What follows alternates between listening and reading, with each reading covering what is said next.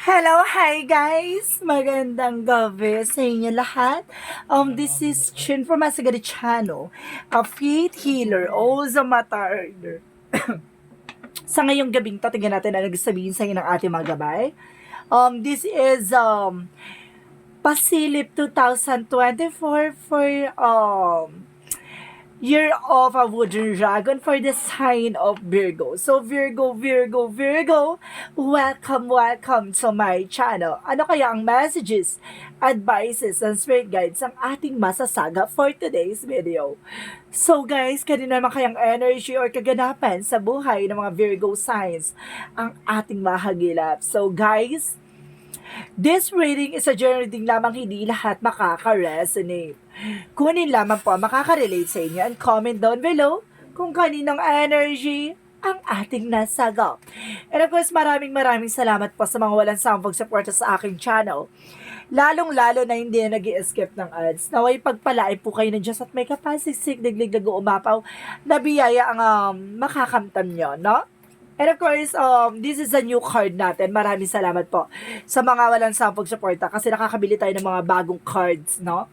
At meron tayong 3 cards dito na bago. Meron tayong magical messages for fairies. And of course, the angels answers. Ito yung magbibigay ng kasagutan sa lahat ng katanungan. So, umpisahan na natin guys ha. This is the gold card. So, para malaman natin at maunawaan natin ang pasabog, umpisahan na natin. Angel Spirit Messages for the sign of Virgo. Bigyan mo ka ng pasabog-bulabog na mensahe. No? Mag-shuffle lang tayo ng mga 3 beses kasi na-shuffle ko naman na to. So, i-shuffle lang natin ng mga 3 beses para mas maganda, no? So, ito na. Angel Spirit Messages. Give me an information. So, tingnan natin ang pinaka-information na masasagap natin sa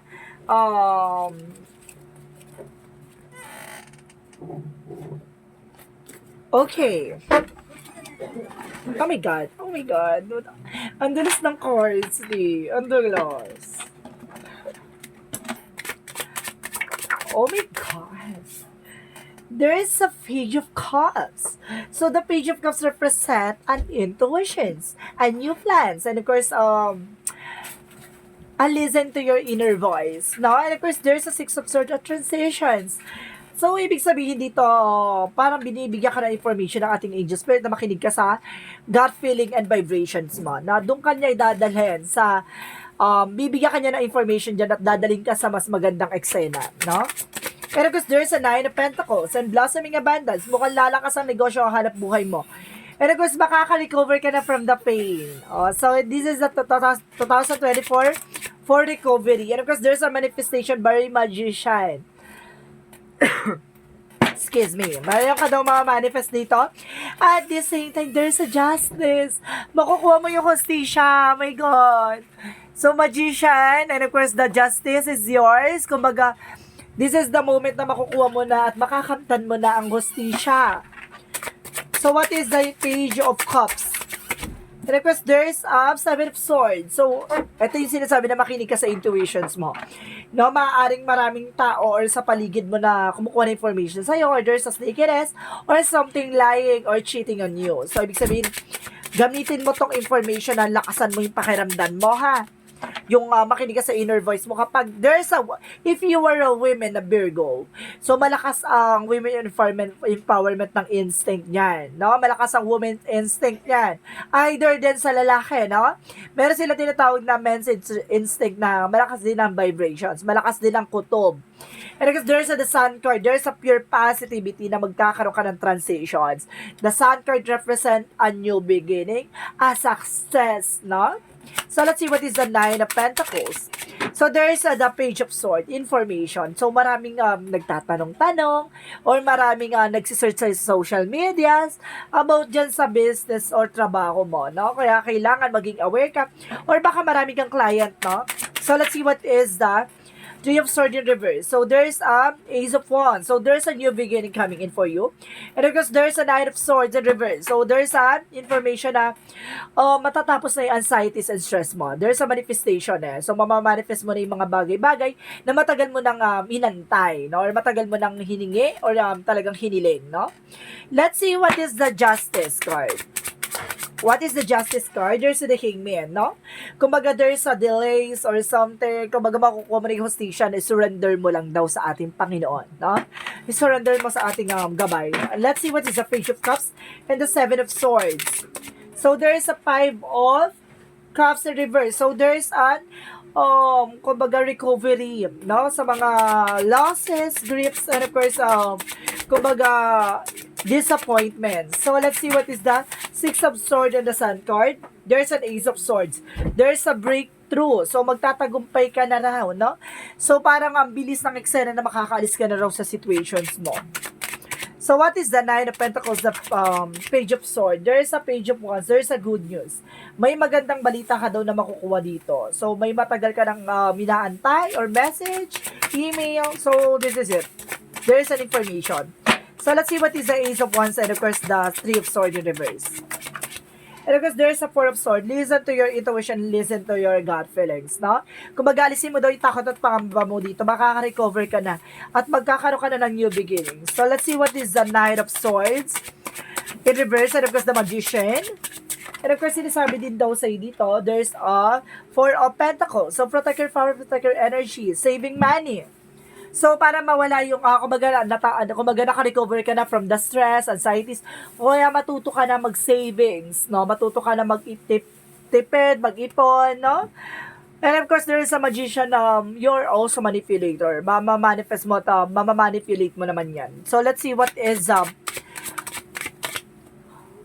the Justice, the Hangman. So, there's a Seven of Swords, there's an Eight of Pentacles, there's an Eight of Pentacles, there's a focus sa trabaho mo, magtiyaga ka lang dyan. Kasi at the end of the time, kumbaga, may ika nga tayo, diba?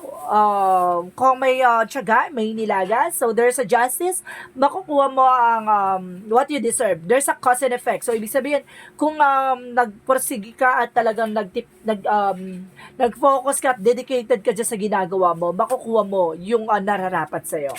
So, let's see what is the outcome. Ang pinaka-outcome is the Eight of Cups. So, there's a letting go, no? May mga bagay na kailangan mong i-let go. May mga bagay na kailangan mong pakawalan.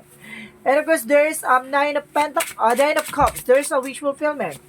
There's a wishes coming true. So, unti-unti ka nang natutupad na at unti-unti na magiging maligaya ka na, no? And of course, there's a King of Wands. There's stability and control. So, ibig sabihin, kontrolin mo yung emotions mo para nang sa gano'n ay hindi ka maging padalos-dalos sa mga desisyon, no? And of course, there's the Moon card. There's a truth reveal. Maraming revelasyon ngayon sa 2024 mo. Maraming marireveal. There's an inner truth, no? Ang katotohanan sa lahat ng kasinungalingan. Let's see. Paano natin mailalahad yan with the Love Oracle cards? Na? Paano natin himay-himayin pa yan?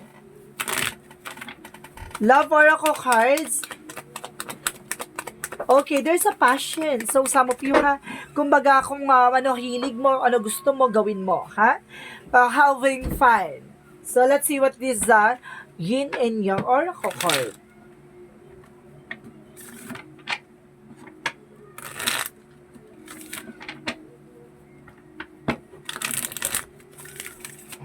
Let's see what is a Yin and Yang Oracle card. There is trigger, conflicts, there's harmony. See?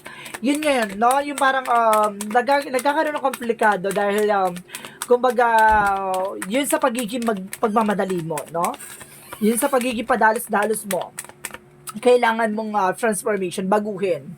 And of course, there's a receive. Marami ka matatanggap this coming 2024. No? Marami ka matatanggap dito. So, let's see. This is Angel's Answer. This is a new card, no? Paano natin siya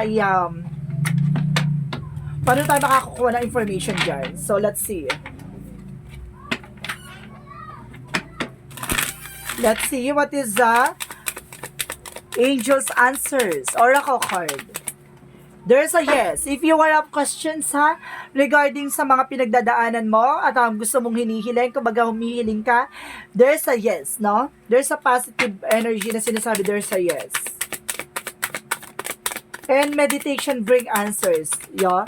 Kailangan mo mag-meditate. Kung gusto mong malaman ang kasagutan sa lahat ng katanungan mo, mag-meditate ka. So, ito naman, this is the new card ulit. There's a magical angels message for fairies. So, dahil fairies ang ating concept, diba? This is the fairies messages. Angel spirit guides, give me information.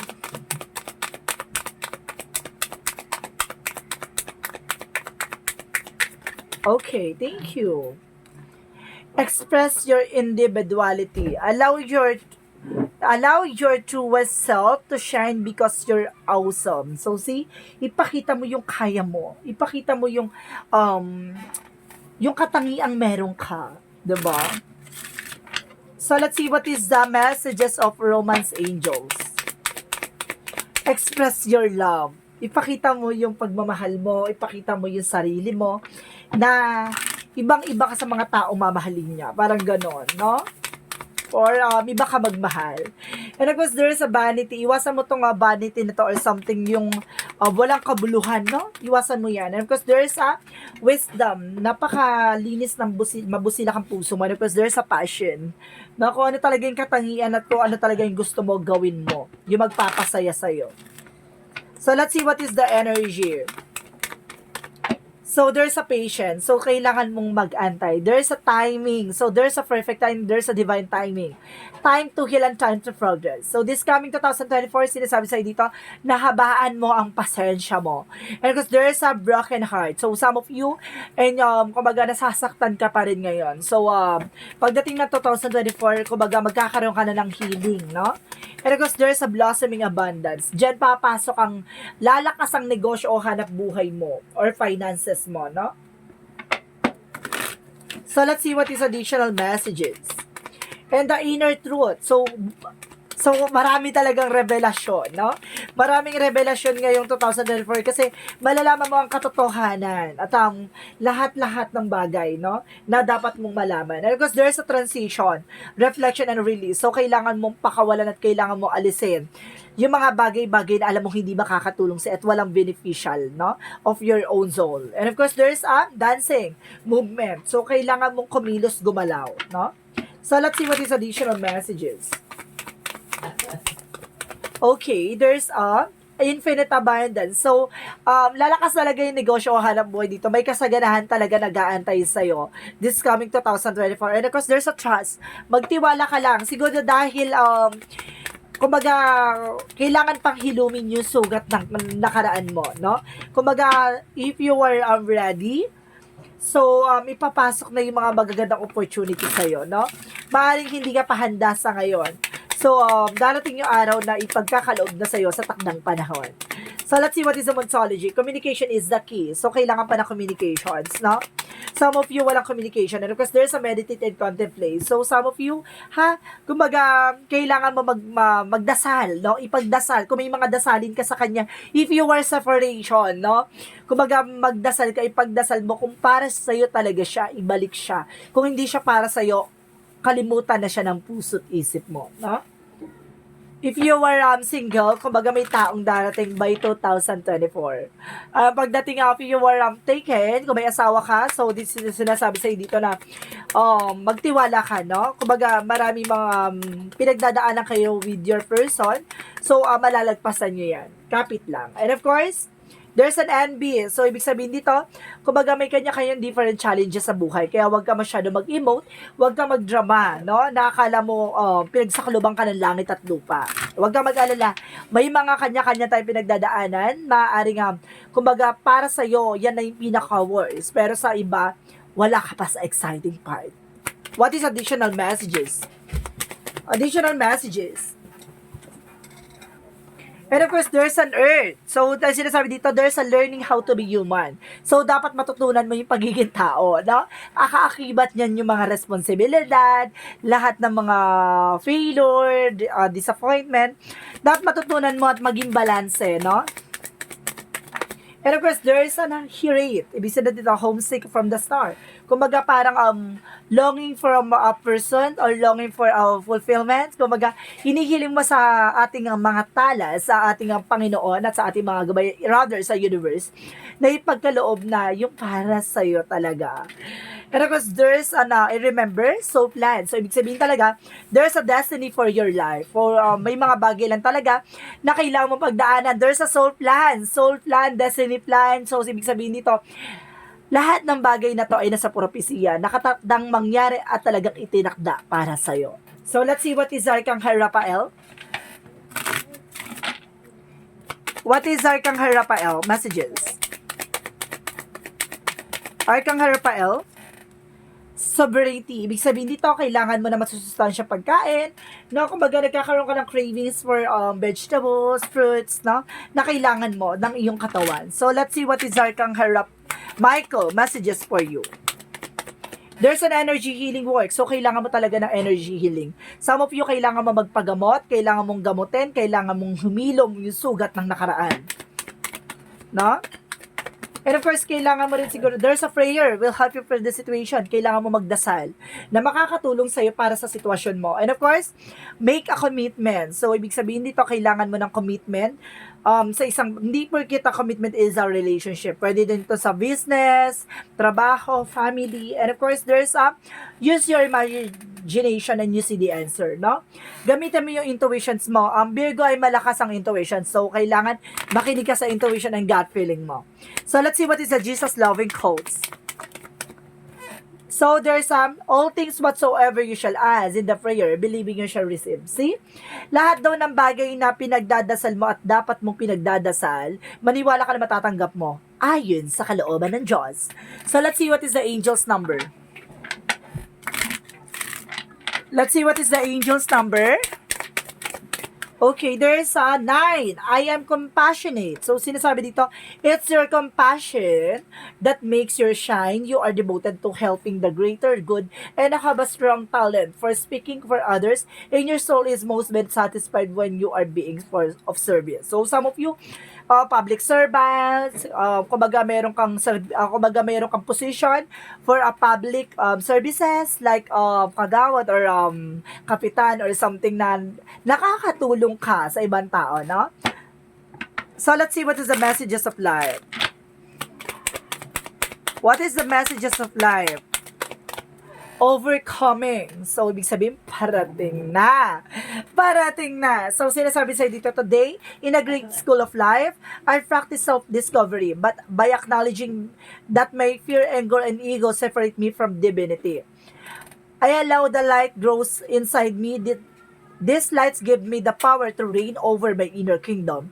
Today, I overcome all that separates me from the light that is true as my soul. Ibig sabihin dito, talagang bibigyan ka ng kaliwanagan, no? By yourself, by your intuitions, self-discovery, fears, and anger, egos, kumbaga lahat ng bagay na yan, kumbaga, minihiling mo na maset aside yung bagay na yan para makita mo ang kaliwanagan sa lahat ng eksena. So, ibig sabihin dito, ipagkakaloob na sa iyo ng ating universe, na God, yung mga bagay na para sa iyo, no? May mga bagay lang na kailangan mong mag-antay. May mga bagay na kailangan mong malaman at kailangan mong magtiwala, no? Sa ating poong may kapal. So this is